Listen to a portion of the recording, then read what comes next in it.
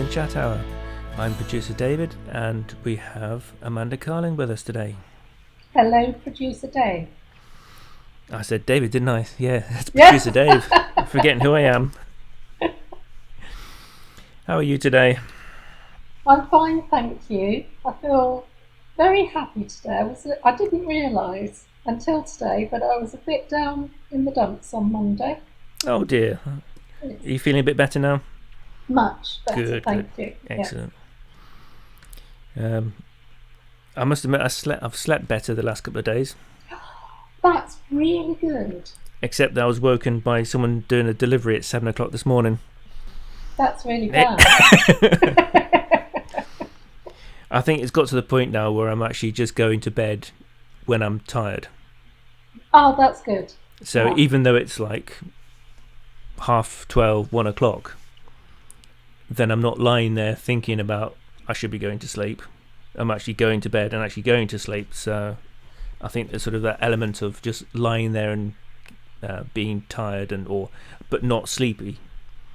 So it seems to be working. So I'll just the idea is just trying to have no stress and just going with it. Yeah. And not making an issue of it. So but it just didn't help. Someone banging on the door at 7 o'clock this morning was a bit of a shock. They do have a big bang, those delivery drivers. They do, yeah. It's all the shredded wheat that they have. Weetabix.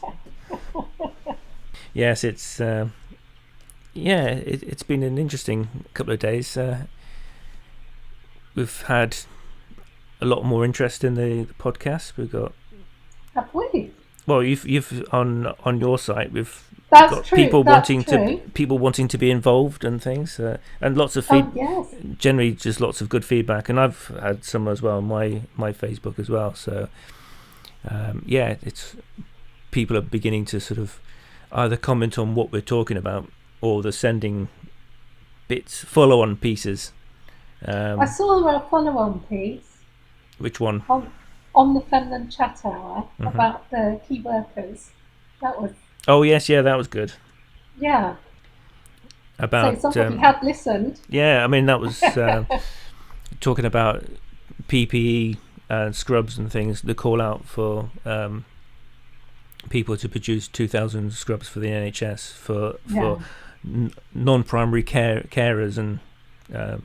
But still key workers, but because they were struggling to get hold of PPE for the roles that they play within the NHS, and it covers a lot of different departments and lots of different roles.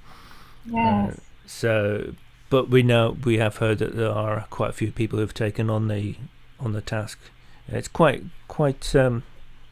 ambitious. Yes. For actually seeing the actual plans laid out and.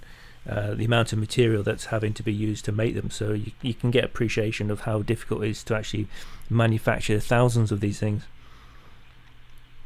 So, I think it's really admirable that people have come forward to do it. Yeah, and that's the thing, is there's so much voluntary work and a lot of people giving up their time to produce and support the NHS with all kinds of equipment, face masks and various sort of devices to help hold the face masks and scarves and headbands and things. And I know the NHS, having spoken to some of the staff personally, and how much they actually appreciate in the amount of work that people are sending them. I should think they are. I think they're finding it very emotional. That's what I'm thinking. When you see a doctor having finished, his shift, or a nurse, and they take the masks off and their skin's all red raw and flaky, that's horrible, isn't it? Yeah. What they're having to endure on top of everything else. Yeah, the actual physical discomfort of having these face masks as well.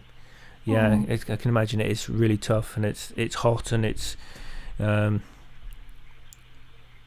it's probably not exactly a pleasant place to be in at the best of the times. But then having to wear all this heavy equipment as well on top of it, it's. I remember wearing one of these paper suits just to do the loft insulation, and Oh yes. that was so uncomfortable and hot, and it was, that wasn't pleasant. But so I can imagine these are just as uncomfortable as well. I hate fiberglass. Yeah, that just wasn't pleasant at all. No. And I did that in the summer as well, so the loft was even hotter. Oh, you didn't. Oh, David, I can imagine. Oh dear. Years ago, my dad had a timber yard, and we used to sell it. Oh. Yeah, it's not nice stuff. No, it's not. Shall we start with the news? The news Yes. updates then. Let's see what we've got. Some of you may have heard the 99-year-old ex-army captain. Tom Moore. He's in a care home at the moment, and he's just recently had some hip operation, I believe it was. And to thank them, he wanted to raise £1,000 for the NHS for all the work that they'd done. As of about an hour ago, the figure is they've raised £6 million. No. Yep. That's amazing. So That's absolutely amazing. it's that's the one thing that I've gone through the news this morning, and there are just so many good news stories. There's so many people doing little bits here and there.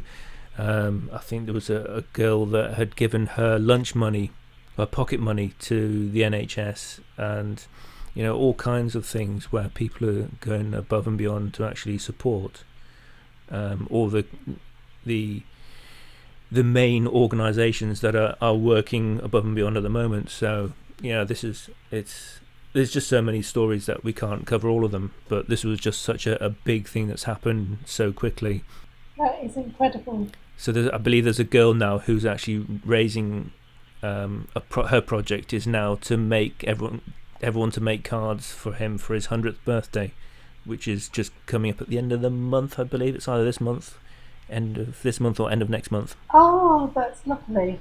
It's that sort of pay it forward thing, isn't it? Yeah. Next bit is the government is now under pressure to try and get the schools back by the 11th of May. Now, this is not for definite. This is just in light of various other countries. I believe Norway or Denmark, that's it. They've relaxed, but then they've not had the same amount of cases. So it's very difficult to sort of compare the types of conditions, the outbreaks, and the effects that's had on the population, and saying, oh well, because they've done that, we should be doing exactly the same thing. It doesn't quite work like that. I don't know whether it's going to happen. It's something that we'll keep an eye on, and we'll keep for the delight of the kids. I'm sure they want to stay off school for the rest of the duration. Parents maybe not so much. And parents maybe not. Maybe they want a break as well. So well, if we hear any updates on any updates on that story, we'll let you know and keep everyone up to date on that. There have been several cases where people have been arrested and fined for creating testing kits that don't work, and this is always a case of profiteering and black marketing that happens in cases like this. There's always someone that's going to come forward with I've got a testing kit that can cure, even though the government don't have and the NHS don't have it. These that are readily available, you still get people who claim that they've got the medicines or the testing kit that is available, and you can guarantee if it's an online thing, it's going to be a scam, or it's going to be fake, or you do have to do your homework properly before you start handing your money over. And they're finding them. The police are tracking them down, and they're closing them down and destroying getting rid of the testing kits so they're not in circulation. So just please be careful of what you are signing up for. There's no quick backdoor access for this kind of stuff, because it's either a placebo or it could be something a lot worse, which ends up with you being in hospital for a completely different reason. So yes, just be careful, be extra vigilant. And And on the back of that, we've got lanterns. Do you want to talk about that? Yes, yes, thank you, David. There's been a national call for fire lanterns to fill the sky as a mark of respect for our beloved NHS. But they just create havoc, don't they? They create devastation. Yeah. They are dangerous to wildlife. They can catch things on fire. It's a very bad idea, so please don't do it. Especially around here where it's so rural. I mean, the farmer, everyone is saying just don't light sky lanterns here because the devastation to crops. I mean, at the moment we need our crops. So the last thing we want is a whole field going up in flames because someone's decided to light a sky lantern. Yeah, absolutely. And they're not ecological. It doesn't matter what people say. These things are not. They will cause damage somewhere or hurt someone or cause someone a big headache. Yeah, there are suggestions that this is a marketing ploy. Now, I don't know if that's true or not, but if it is, then that's really nasty. Yeah, someone should have a rethink about what they're doing there. Mm.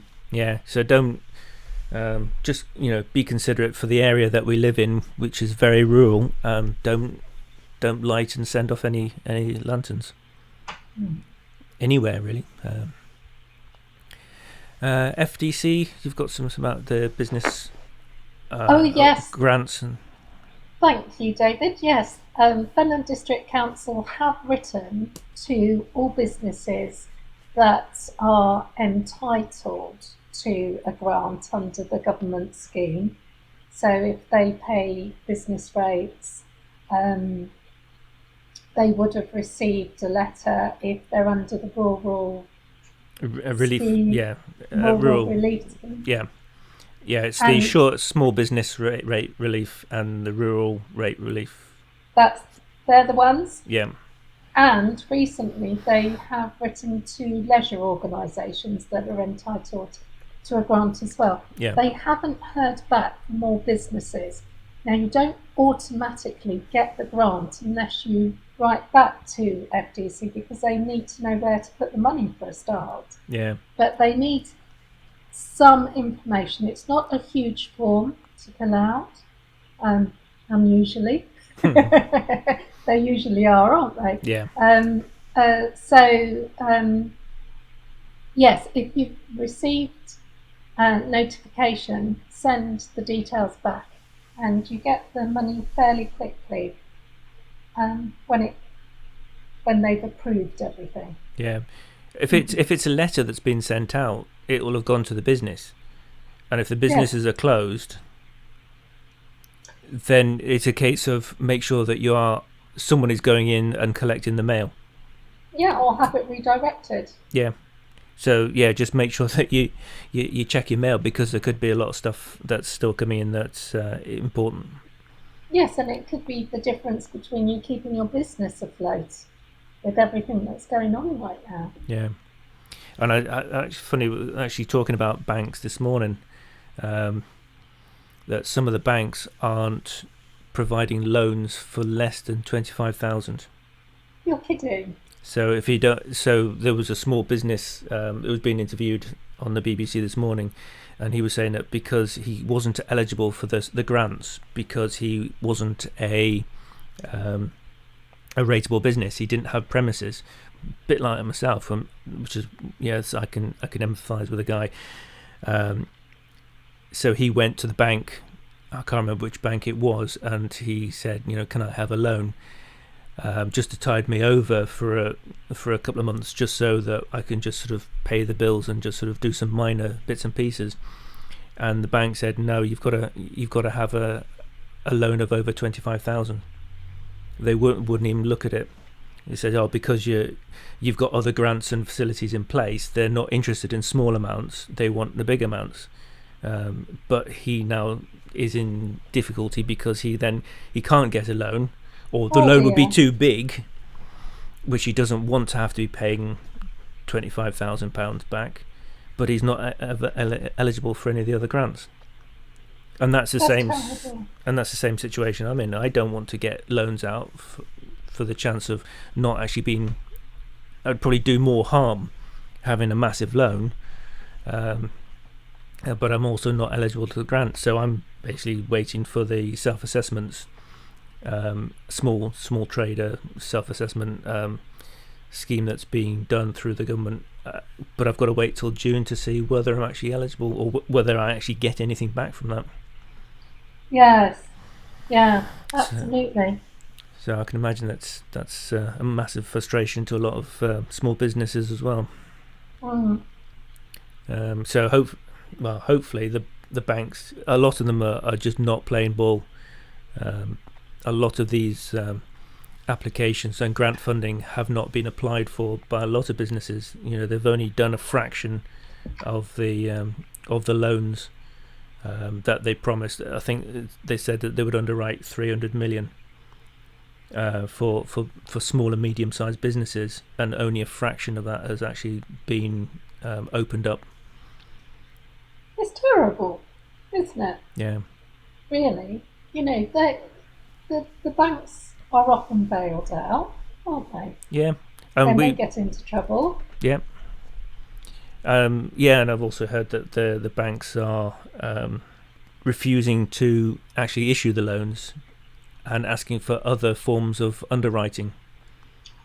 Really? Yeah. So they've had their hand slapped over that, because the whole point was that the government said that they would underwrite the loan itself, and they're saying no. They're still asking for people for proof of underwriting.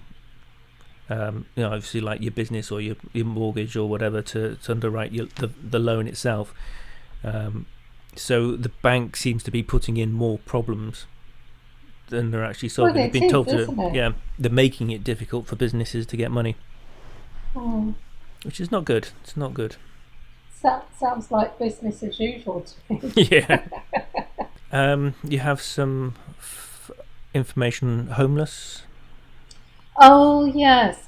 Well, I too was listening to the BBC earlier on, and there was a report on how the homeless and rough sleepers are dealing with lockdown, and that the local authorities should be housing everybody.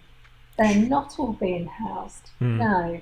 So we've still got a lot of rough sleepers out on the streets. I can imagine it's difficult to communicate and get the message out there. Yeah. Where they're all going, I don't know.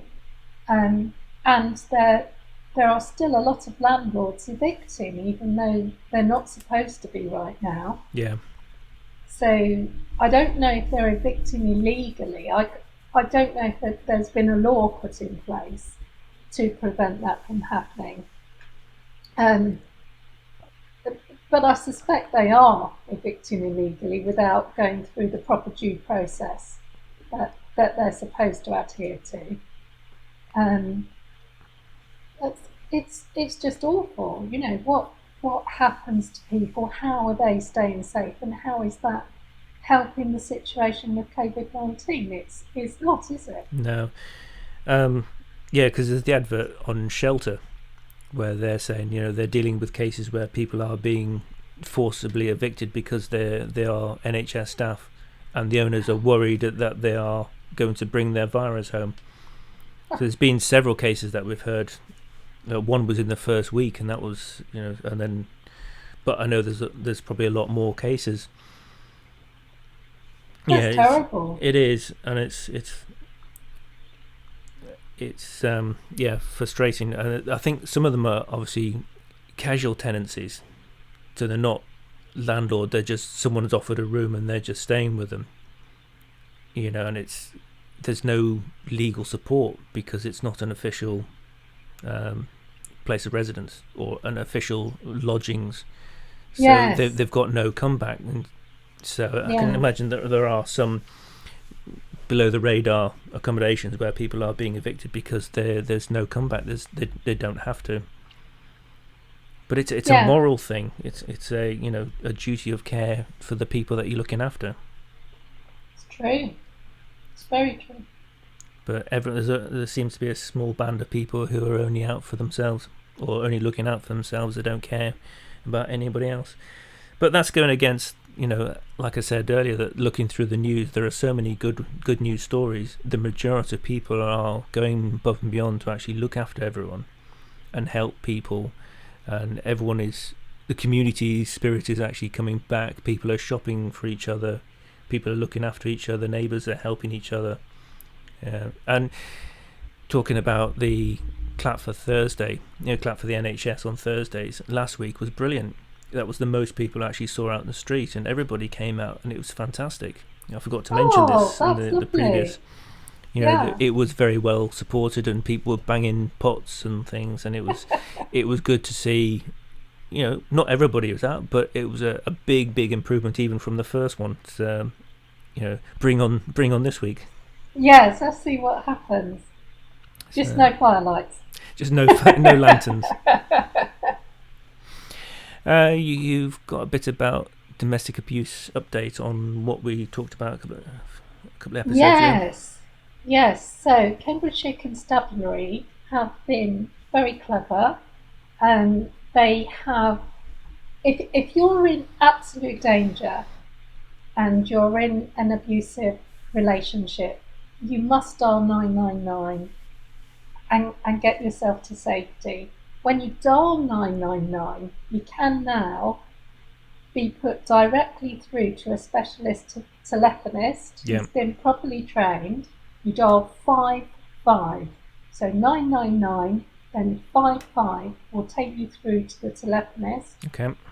And that person will ask you direct questions, so you'll only need to give yes or no answers to help keep you safe.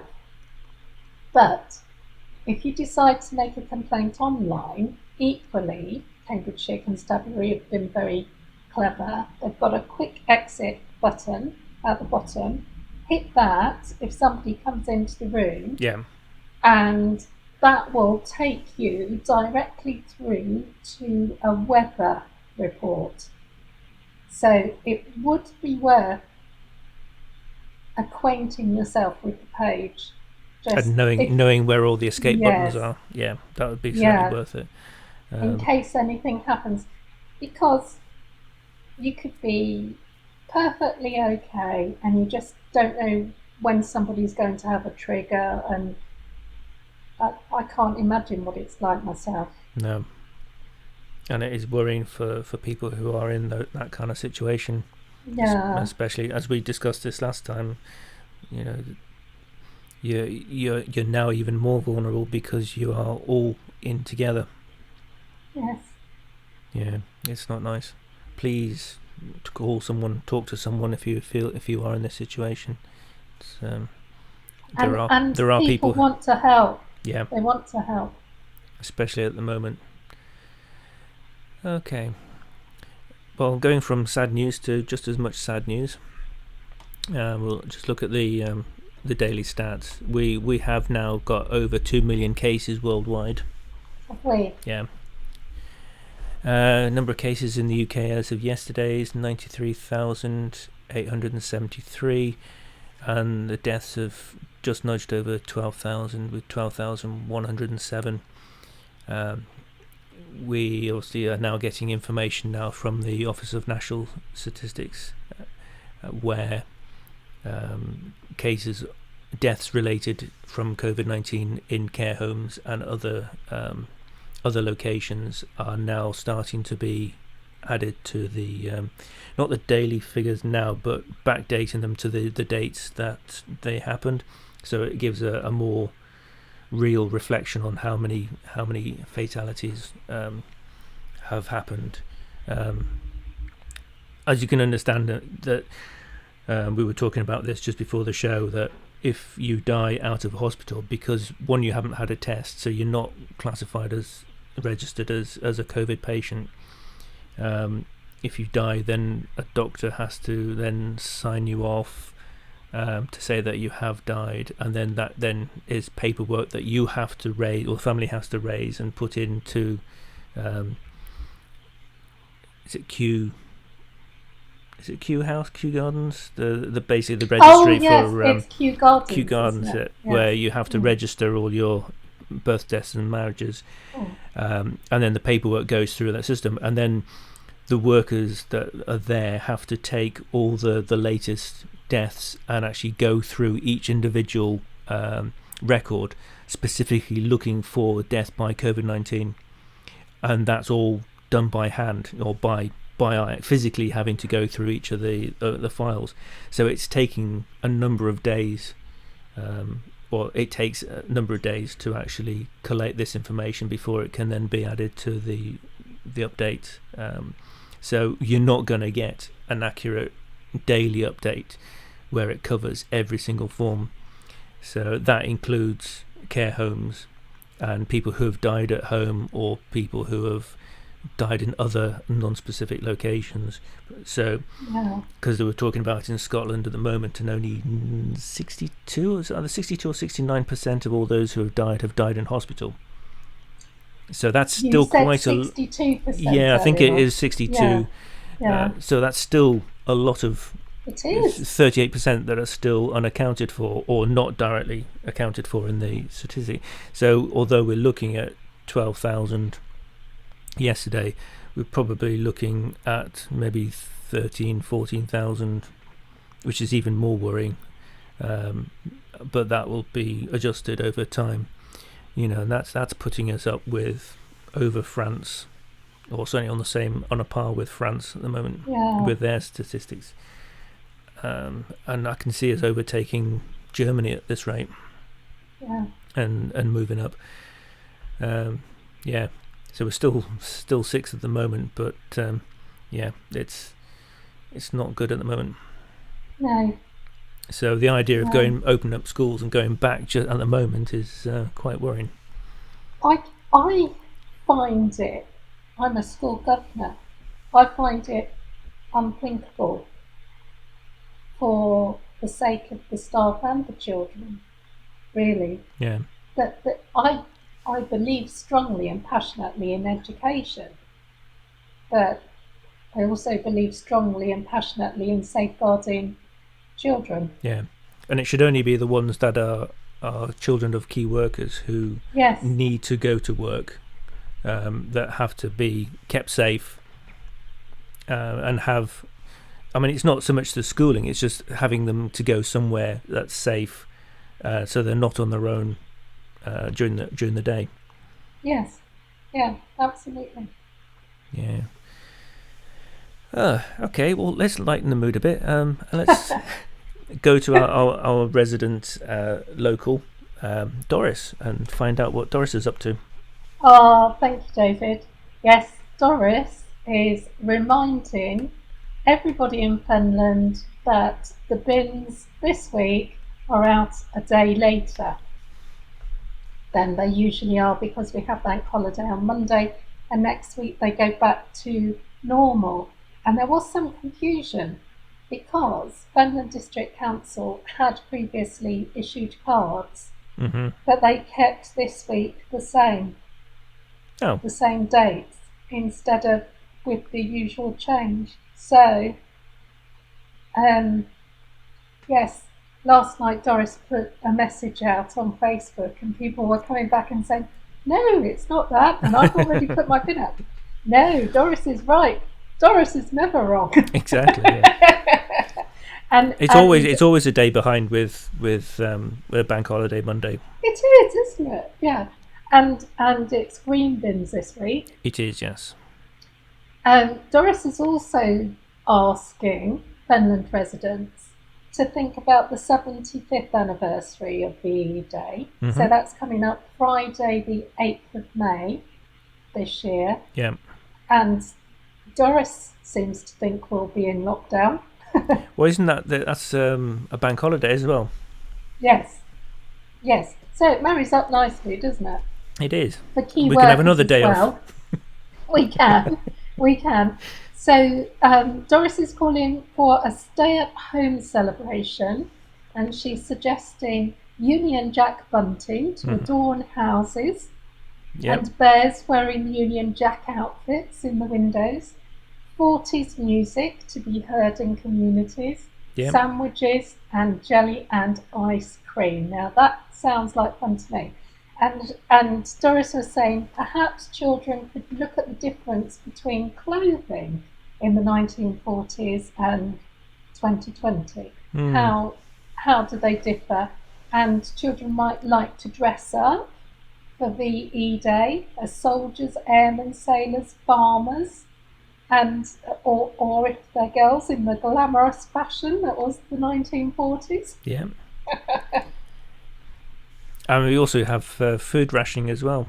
You can have a look. Food rationing. You know, we have difficulties where we were talking about food rationing under the current situation, but just having a look at food stamp or ration stamps, and also what was available, what was the allotted weekly amount of food and how people got by them.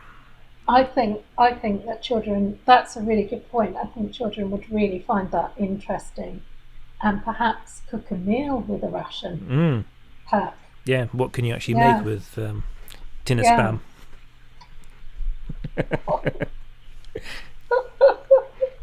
We're so fortunate, aren't we? We haven't got a clue. I just know that with a tin of spam you don't need to get a tin opener because it comes with its own little key. It does. That's the best thing about it. You can easily cut yourself still with those tins. Yeah, they were lethal. I've still got scars from old tins. Did you used to have them in your compo spam? I don't think you had spam, did you? No, they weren't that mean to you, the MOD. No, it was either chicken curry or some kind of something bland with rice. Oh well, you've earned the right to eat nicely. I have, yes. Yes. They did try and improve them with some kind of spicy sauces. Oh, did they? Yeah. That's good. Just try and pep it up. You know, my husband refused to eat baked beans now. Oh, why? Why is that? He just because he says I've earned the right to eat a proper meal, and that doesn't include baked beans. Baked beans are a staple part of your diet. They are in my tummy. Yes. Yeah. Can't beat beans on toast. You can't, with a nice bit of cheddar on top, black pepper, and Worcestershire sauce. Oh yes, now you're talking, David.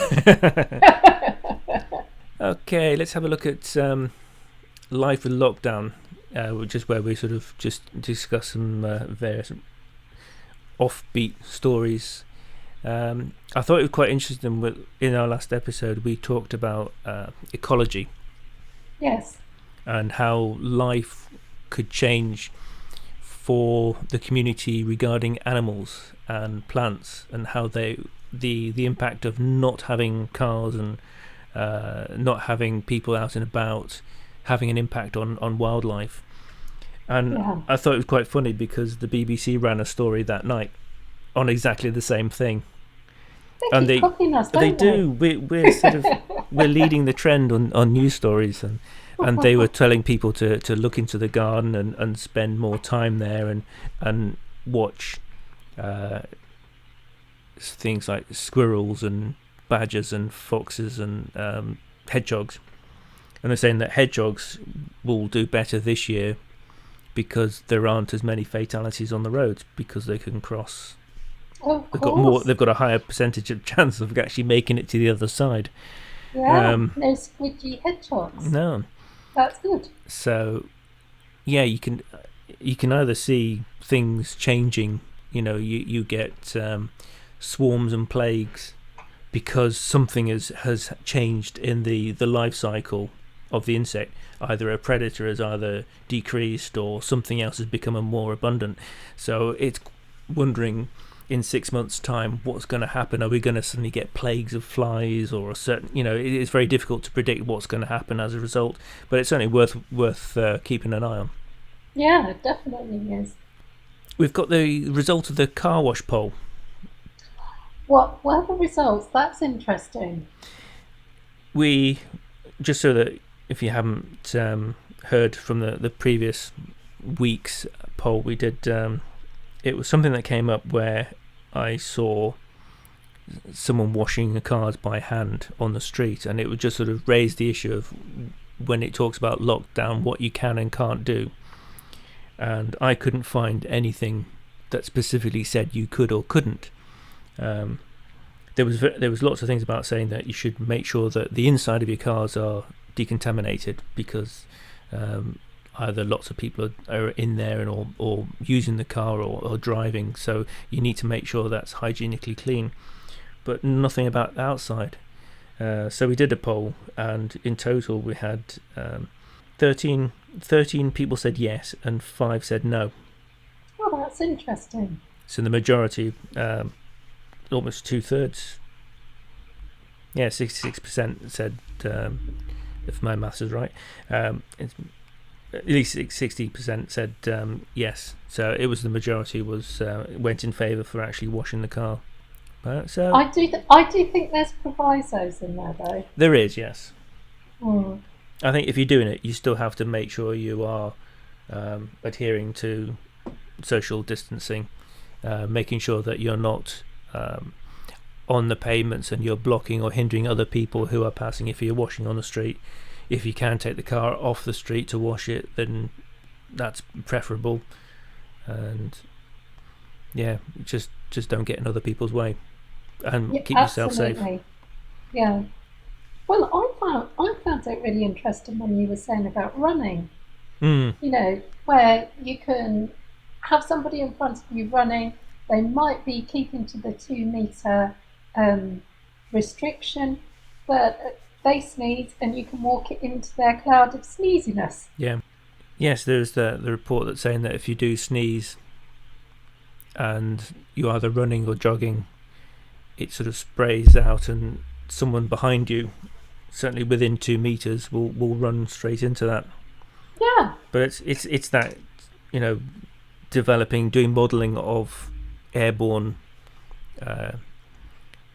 the airborne side of the spread of diseases and viruses, which are now being looked at even more. I think it's all computer modelling and stuff. As computers get more advanced, they can model things better, and there's some grim statistics that are coming out from that.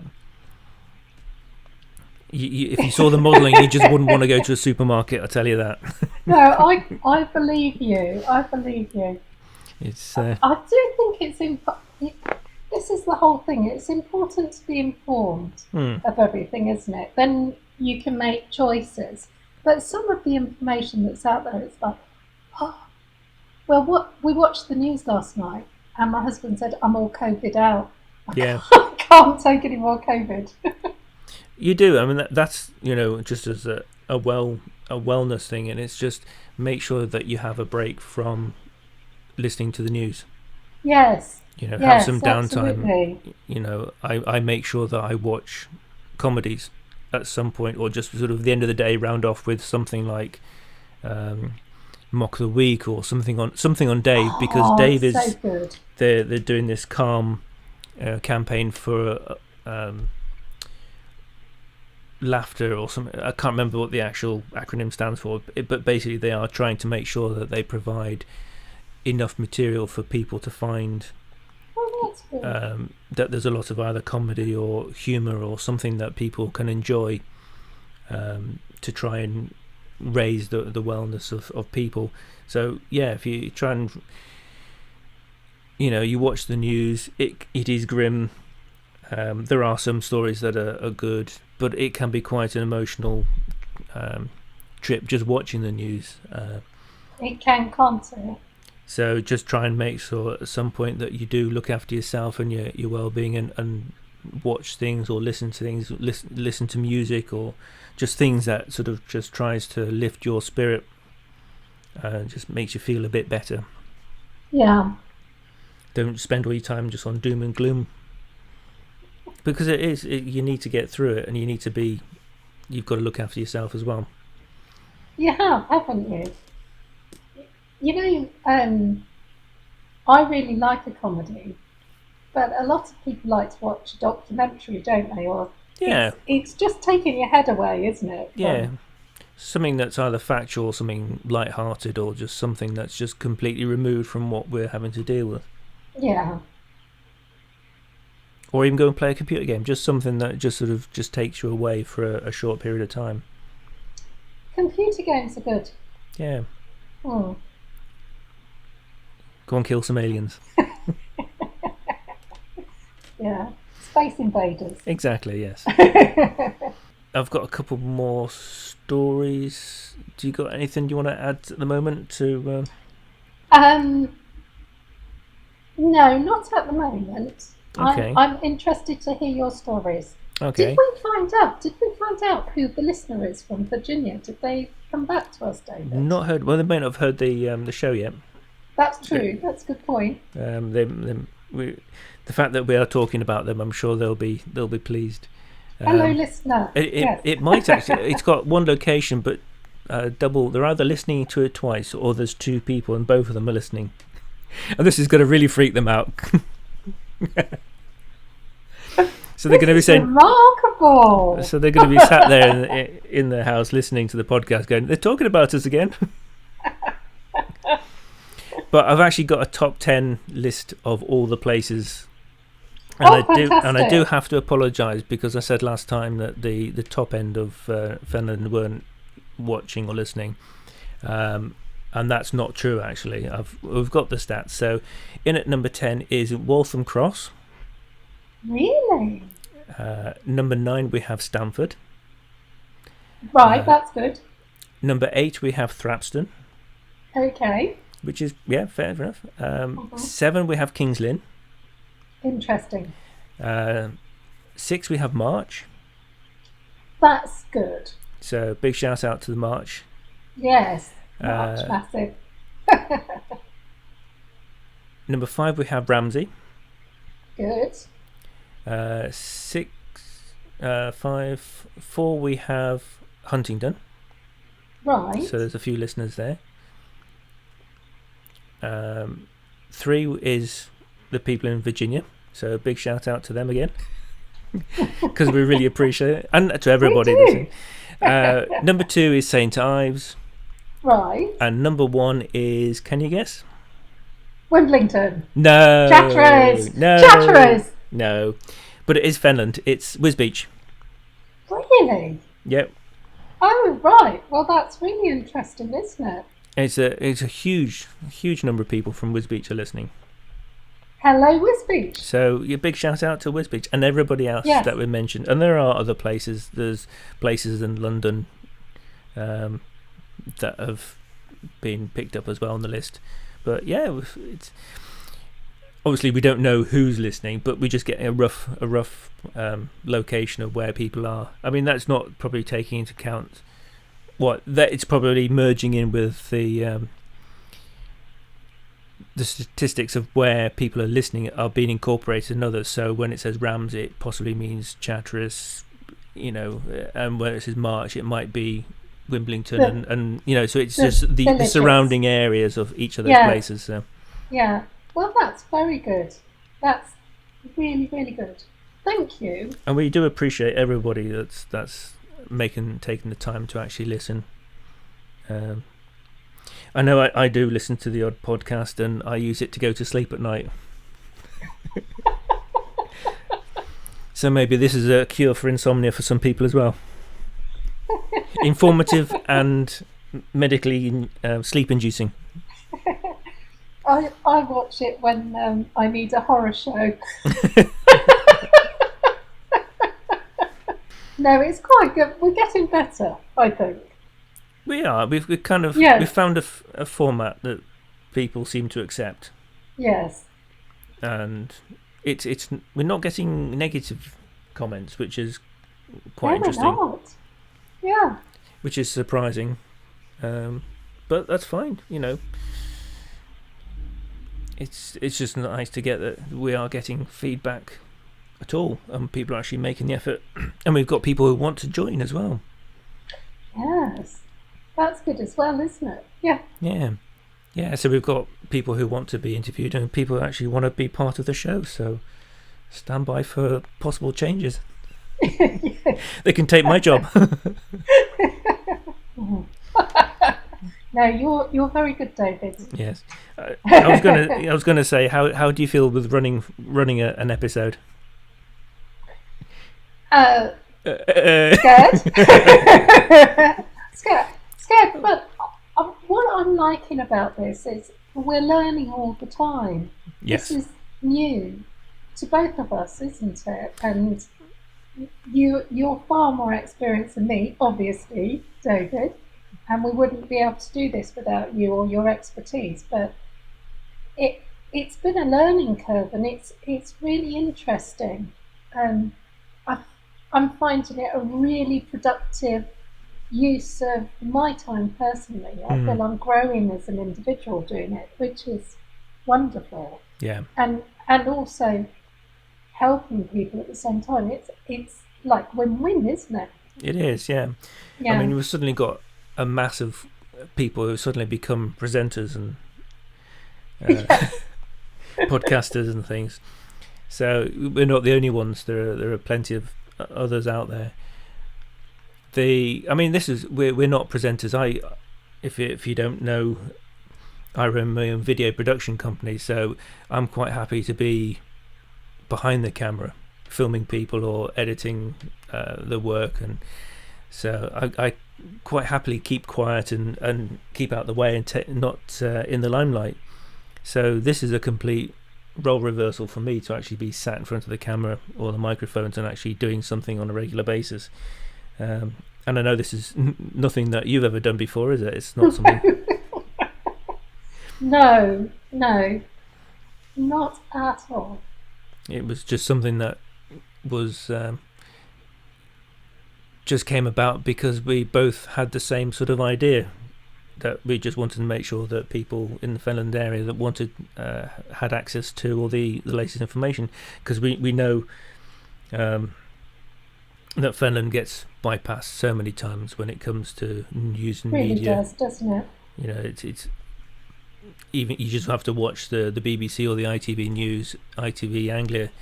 I mean, they do a great job, but it just talks about everything around the Fens. You know, the news out of the Fens is usually because there's been a massive fire or some kind of disaster. It's very rare that you actually get like a good news story that comes from this area. You know, and it's something that we want to do, or sort of certainly working on for the future, is to try and make the Fenland more of a home for news and media and other productions. Absolutely. Yeah. Make it a centre, because there are lots of talented people here. You know, it's a shame that they all have to go off to London or somewhere else to actually do the thing that they enjoy doing. You know, why can't they stay in this area to actually make films and TV programs and report news stories and things from here? So. And it's beautiful. It is, yes. And who wouldn't want to report or work here if given the opportunity? Either work here and do the job, or work in London. I used to have to go to London every day, and the best thing about it was getting on the train back to Huntingdon. Yeah. I'd always fall asleep. It was always worrying. I'd get back on the train and just fall asleep, and you were like hoping that you'd wake up before you get to the station.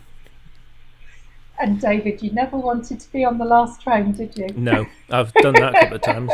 Isn't it horrible? Yeah. That is the worst thing.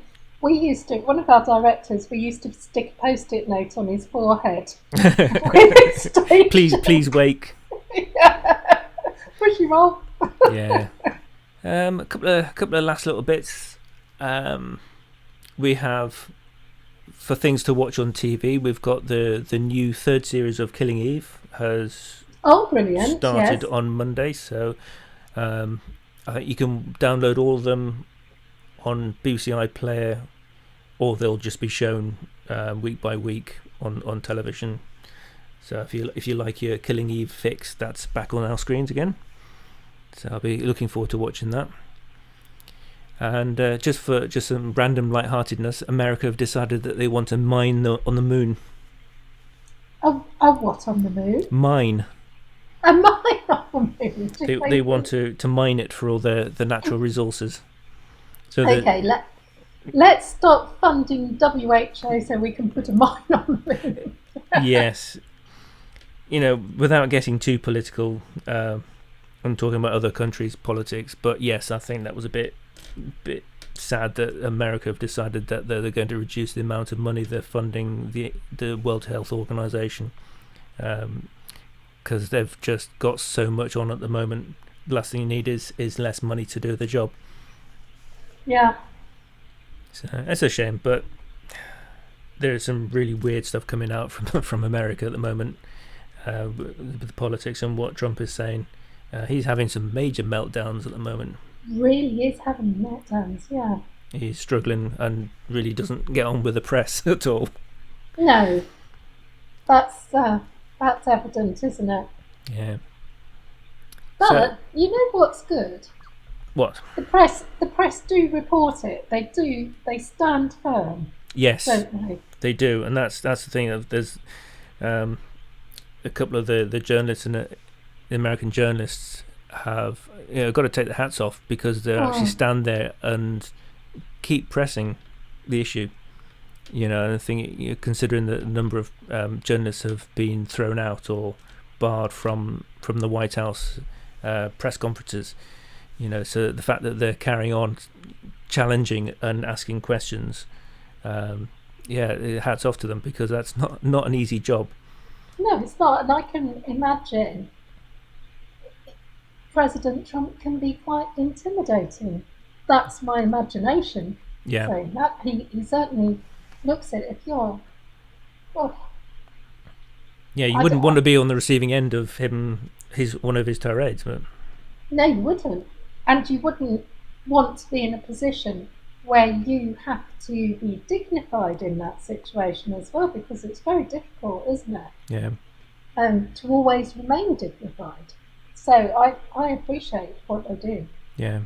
It's a trying time for everyone, and we're all just trying to muddle through. It just doesn't help when people go off on tangents. So and on that tangent, I think we'll come to the end of the show. Have you got any last words or any last thoughts? Well, I have. Yes. And I would really like this episode to finish on a high, but I have to say this because I've seen it on Doddington Doings, the Facebook page. A very brave woman posted after attending her stepfather's funeral. Yeah. And he passed away from cancer, not from COVID-19. But she wanted to make a point, and the point is that the attendees had to go to the crematorium for the funeral, walking single file, 2 metres between each other. There were 10 chairs set out, 2 metres apart. The service was carried out. They then had to leave the crematorium in single file, 2 metres apart, get into their cars, drive off. There was no chance to console each other. It's not allowed. Yeah. So when you think about attending funerals that we've had to, of loved ones, that was so necessary. Yeah. The whole grieving process is changing, and she's saying, please, it's a plea, stay at home. So I'm repeating what she's saying on her behalf, because I thought it was very brave. Yeah. What she put out. Yeah, it is so important that we stay at home and keep our distances, and not let people in. If people come to visit and they want to sort of come and chat, and they have to adhere to social distancing as well. So it doesn't matter whether you're old or young or vulnerable or have medical conditions or anything like that. If you are socially isolating for whatever reason, you have to make sure that you maintain distance. So you shouldn't have people coming round to the garden or coming into your house or inviting people in, or people inviting themselves in. This is a big no-no. If you are distancing, you have to distance, and you have to make sure that you don't have people coming and going that aren't your immediate family, immediate household family. Not so that excludes brothers, sisters, cousins, aunties, uncles, anyone who's even any of the distant family or local family that don't live in your house should not be allowed to come into your house, because they will bring in germs, they'll bring in the viruses, they'll contaminate the surfaces. You make a cup of tea for them, where does it stop? You've got to look after yourself. If you're at home and you're vulnerable and you are at risk of suffering life-threatening conditions as a result of COVID-19, you have to look after yourself, you have to keep yourself safe, and you have to keep yourself isolated. Yes, absolutely. And you shouldn't be putting people into that position by turning up on their doorstep. Yeah. It's wrong. Yeah. It's unfair. Because most people, even the delivery companies, are all got it sussed now. They put the stuff on your door, they knock on the door, they step back, you have a quick chat, or they just say, right, that's it, thanks, and off they go.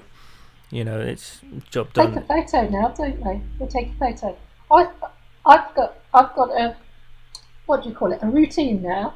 So very big bang on the door. Yeah. Sounds like the door's going to be smashed in.